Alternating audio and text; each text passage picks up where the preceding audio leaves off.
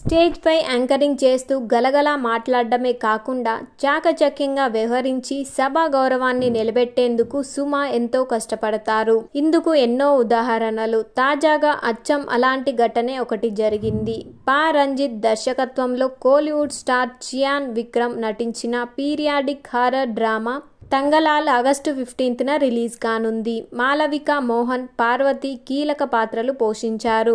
ఇప్పటికే రిలీజ్ అయిన teaser trailer కు మంచి స్పందన వచ్చింది. పాన్ ఇండియా లెవెల్లో ఈ మూవీని గ్రాండ్ గా రిలీజ్ చేస్తుండగా తాజాగా Thangalaan Telugu pre release event Hyderabad లో జరిగింది. ఈ కార్యక్రమాన్ని సుమ హోస్ట్ చేశారు. ఈ ఈవెంట్ లో అనుకోని సంఘటన జరిగింది. తంగలాల్లో నటించిన ఒక్కొక్క స్టార్ స్టేజ్ పైకొచ్చి మాట్లాడారు. ఈ క్రమంలోనే డేలియల్ అనే నటుడు కూడా వచ్చి ఈ సినిమా సంగతులను పంచుకున్నాడు. ఇంగ్లీష్ నటుడైన అతనితో సుమ తెలుగులో మాట్లాడించి కాసేపు నవ్వించింది.